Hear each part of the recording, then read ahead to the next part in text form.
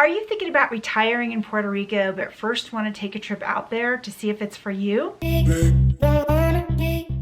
I get tons of people on this channel asking me all the time, what are the best places to check out if I'm thinking about retiring to the island? Well, today I'm going to walk you through how to plan a scouting trip if you're thinking about moving there so that you can effectively decide whether or not it's going to work for you. My name's Diane Cohn, and I'm a realtor licensed in Nevada with Real Broker. To be clear, I am not licensed in Puerto Rico. All the information on this channel is based on my personal experience buying and selling real estate on the island. However, I am really well connected, and if you want an introduction to some really good real estate agents or an attorney, I can totally help you with that. Click the link in the description and we'll be happy to hook you up. If you happen to close a deal with a real estate agent that I recommend, they will pay me a referral fee, and it's how we partially support the channel. And of course, you can always ask questions in the comments below. So I'm going to split this video into two parts. The first part is kind of the research phase where, I walk you through how to figure out what areas to narrow down to go look at when you do your scouting trip. And then the second part of the video is going to be more about the actual trip itself. So when you're thinking about retiring somewhere, the first thing you want to figure out is your budget, the kind of lifestyle you want to live, the kind of culture you want to be in, and possibly the climate you prefer. I'm going to assume that if you're considering Puerto Rico, that you've already decided that you want a Caribbean lifestyle with a Latin American vibe. Next, you're going to want to check out real estate prices to see what you can get for your money on the island. You can try Zillow or point2homes.com, but the best place to look to see the most local inventory is Clasificados online. However, be aware that some of those listings may be out of date or some may be completely fake. So you have to understand that the Puerto Rico real estate market is really disjointed. There is no one good source where you can go and see everything all at once. There are a lot of different places you're going to have to go. And yes, there is an MLS on the island, but not everybody participates.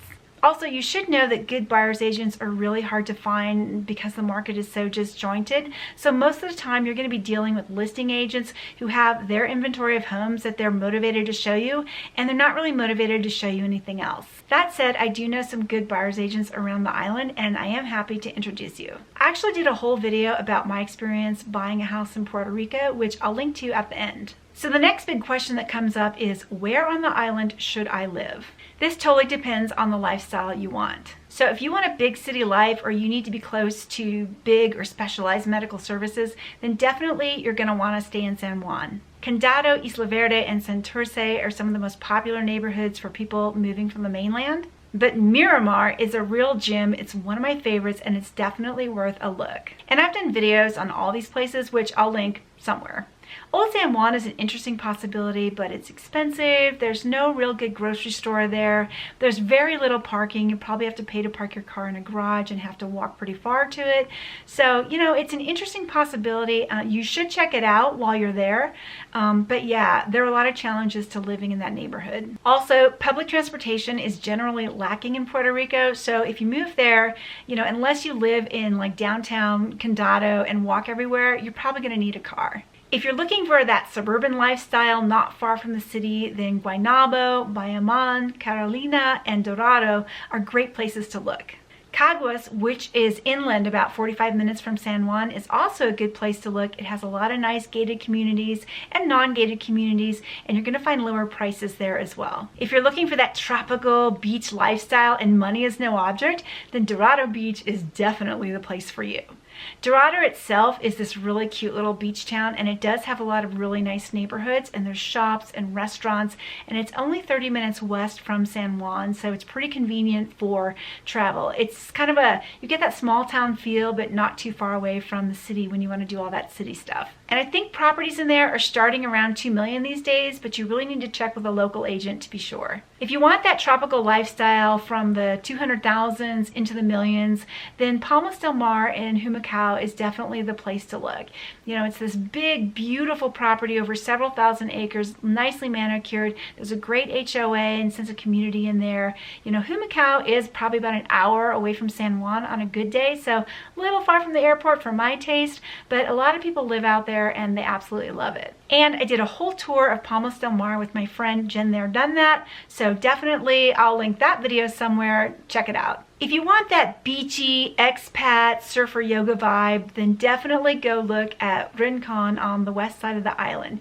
Rincon itself is starting to get a little bit expensive. Prices start in the 300,000s and go up, but the towns right next door offer some better values, and they have their own charm. So Aguada, Aguadilla, Isabela, they're all very close by, and they're great options to look at. Again, check with a local agent on those prices, but the thing about those towns are, there are maybe a few gated communities that aren't that big, but really if you go to that side of the island, it's more about living local, and I think that's really the charm of it.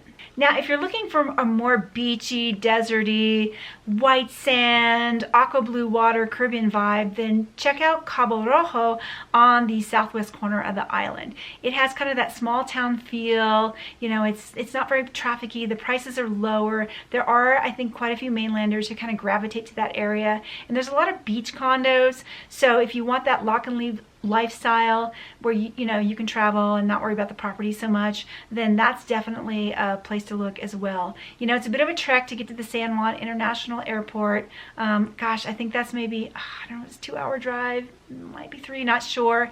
Aguadilla also has an airport that I think just recently reopened. That might be more like an hour. But yeah, if you don't mind being out a little ways, Cabo Rojo is totally charming. Mayaguez is also on the west side of the island, and that really is a major city, and it does have a lot of nice gated and non-gated communities as well. It's a little congested in there, and so I prefer either Rincon to the north or Cabo Rojo to the south, but it's definitely worth checking out, and it's going to have, I think there's actually a big medical center in that town, so it's going to have a lot of the services that you need. And the other one worth taking a look at is Ponce, which is the second largest city on the island. And Ponce has had trouble. I think it's recovering from some economic woes. It has a beautiful colonial downtown, and they do have some major festivals that go on there. I think it's worth a look to see if it'd be of interest, and I think the prices there are going to be a bit lower than definitely San Juan and probably from Rincon, and so I would take a look there as well. Another one of my favorite places on the south side of the island is Guayama, which I just kind of recently discovered. And it's a small town. It's kind of close to the freeway, but it has this beautiful downtown, which is kind of starting to come to life now, with a lot of properties around downtown that have an ocean view.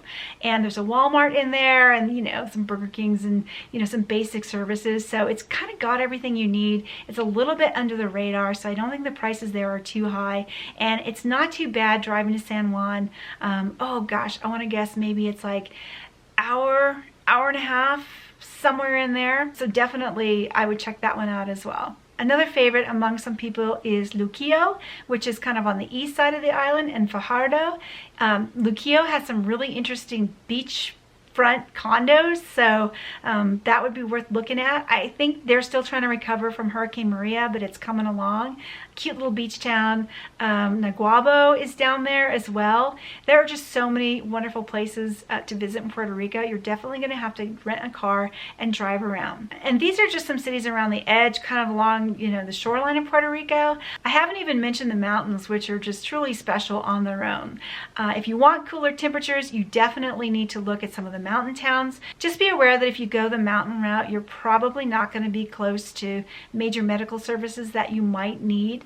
It may not be a long drive to Caguas or another town to get to them, but you're going to have to kind of be aware of that if you're moving into one of these little mountain towns, because it can take a while to get into them. It's not far in miles, but the roads are very twisty, and so there's driving time there. But some of my favorites are Ay Bonito, Barranquitas, Orocovis, Adjuntas, Jayuya, Utuado, and that's Lares. They have really good ice cream there, or they did. I hope they still do.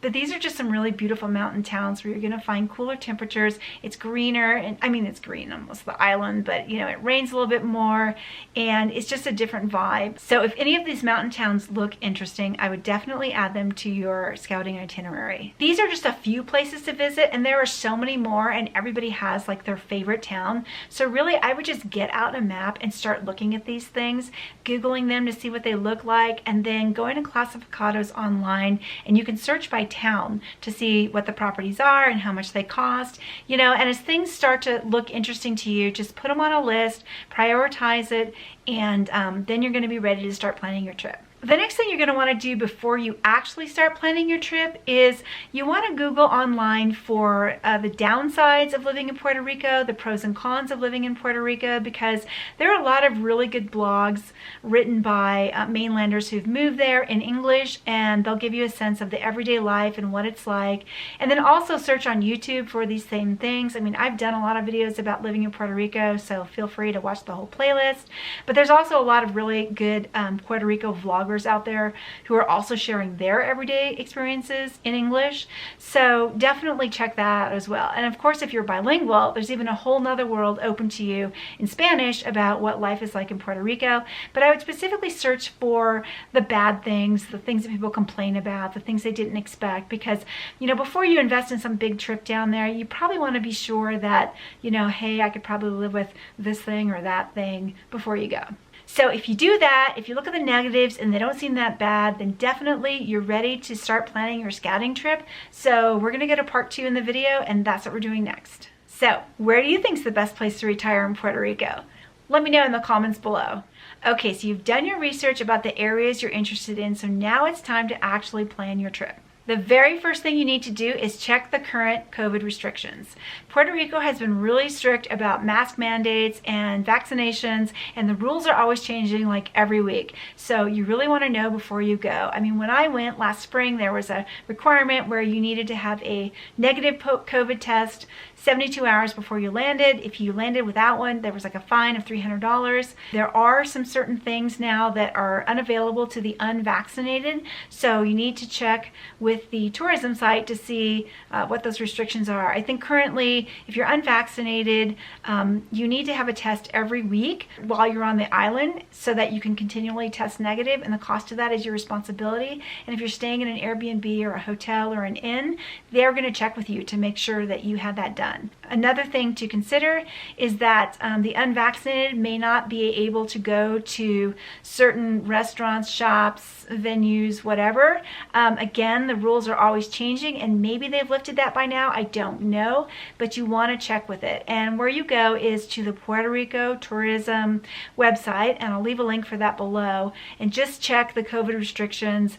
They'll all be there. They keep them up to date in English. And yeah, if you can pass the COVID gauntlet, then make your plans. If you can't pass the gauntlet, just wait until everything cools off. I recommend planning a trip that lasts anywhere from 2 to 4 weeks. And what you want to do is you want to have your list of towns prioritized, and you want to stay a few days in every town, and you want to stay in an Airbnb versus a hotel, because you really need to kind of live like a local to see if you're going to like living like a local. So I highly recommend starting out in San Juan and staying there for a few days just to kind of get acclimated to everything around you. Condado is a good location because it's kind of central to all the other neighborhoods, but you can stay in any neighborhood that you're particularly interested in. And if it's at all possible, you want to try and set up a meeting with a real estate agent before you leave for Puerto Rico, someone who works with buyers and who's willing to help you. Because if you can meet with them and learn a little bit more about maybe some of the neighborhoods, maybe see a property if they have any listed, and just get more of the lay of the land from the real estate point of view, it's super valuable meeting. I don't recommend trying to set something up last minute when you land, because people are busy, they don't always answer the phone, and I think it's really hard to, it's really hard to walk into an office and get immediate attention. Most people are out and about. So definitely try to set that up before you leave for Puerto Rico. You should also realize that if your budget is below $100,000, it's going to be really difficult to find a buyer's agent to help you. And that's because the commissions on the island are quite a bit lower than on the mainland, and also the listing agents don't always cooperate, as in share commissions with buyers agents. They just want to represent both sides and keep it all. So, because of that, the whole island is just not really conducive to buyers agency, so it is going to be hard to find. And yeah, below a certain price point, it's just kind of not worth their time. Not to be rude or anything, but it's just going to be hard to find one in that low price range. They're out there, they do exist, and we can help you try to find one, but it's not easy. Now, if you know Spanish, you can actually just go ahead and call listings in Clasificados online, any property that you seem interested in, but don't be surprised if people don't call you back, because that's just kind of how the island works, or doesn't. People just, they don't pick up the phone, they don't return calls, they just, mañana. So just be aware that it's a cultural thing. Everybody's just a little more easygoing there. And yeah, but you can try, definitely try, but most likely you're going to need those Spanish skills to do that. But really, if you can set up a meeting in advance in the areas you're interested in with a local real estate agent, I have to tell you, their local perspective is absolutely priceless. It's worth the time and trouble. Buy them lunch, whatever. You will get so much valuable information if you're able to do that. So when you're on the island, you are definitely going to need to rent a car and drive around exploring the places you're interested in. And don't spend a lot of time doing all the touristy things. You want to do the normal everyday life things. So go to the grocery store, check out the local gym, see what the medical situation is like, go to the local parks, go to the schools if you have kids, just do all of those things that you need to do to have a happy everyday life, and just imagine yourself living there full time and see if it's going to work for you. You can drive to the places and drive back to your neighborhood. Is everything you need there? Is it too far away? You've got to try it on for size. There's also a lot of Puerto Rico Facebook groups that you can join, and so joining these and meeting people that way is really a good idea. And so if you can use these groups to kind of arrange local meetups with people while you're there, a lot of people in these groups are happy to share their experience living on the island. So if you can buy them lunch or coffee or whatever, just in exchange for picking their brain, that is a super valuable experience, again, for exploring the possibilities of what life is like on the island. You can also talk to shop owners or servers in the restaurant or people at the bar. Ask them what it's like to live there. They will totally give you the real scoop on everything. The more people you can talk to about life on the island and the more people you can meet while you're there, the more comfortable you're going to feel making a decision about whether or not to actually make the move. If you come with an open mind and an open heart, you're generally going to find that the Puerto Rico people are very open and welcoming. And if they like you, they're going to hook you up with local resources. So, it's very much a word of mouth society. So, if you can fit in and they like you, they're going to connect you and you're going to find yourself becoming a part of the family. That said, you do need to understand that this is a territory and not a state, so technically it's a possession of the United States, and there are a lot of people that don't really like that status. A lot do, a lot don't. It's just a factor that you need to be aware of if you're going to be moving to the island, and something that you need to be sensitive to. So basically, you're going to want to do this for every town that you're seriously interested in. So stay in an Airbnb, go to the local grocery stores, talk to the restaurant servers, meet some locals, do all the everyday things, and just try to imagine yourself living there and see if it makes sense. So make a list of towns, prioritize them in order of importance, definitely start in San Juan, stay a few days there, and then branch out, staying a few days in every other town that you are seriously interested in. The longer you can stay on the island and the more towns you visit, the better it is for making an informed decision. So English is widely spoken in San Juan and Rincon, but around the rest of the island, really it's going to be mostly Spanish. Spanish is the official language of the island, so be aware that you're just going to have to break out your Spanish and do the best you can. Some people are very forgiving about it if you make an honest effort to speak the language. Other people, not so much, but just do your best, and usually there's a way to get by. Also, you need to understand that Puerto Ricans typically understand more English than they often let on, and it is taught in the public schools. Some of them are very shy about speaking it, however, so just be aware that that's kind of a thing. So those are the basics of planning a retirement scouting trip to Puerto Rico. If I left something out, or if you have any questions, definitely put them down in the comments below and I'll do my best to answer them. And remember, if you need help connecting with a good real estate agent, let me know. My team is happy to help. So if you want to learn more about my personal experience buying a house in Puerto Rico, check out this video here. Or if you're interested in learning more about the pros and cons of living on the island, check out this one here. Thanks for watching, and I'll see you next time.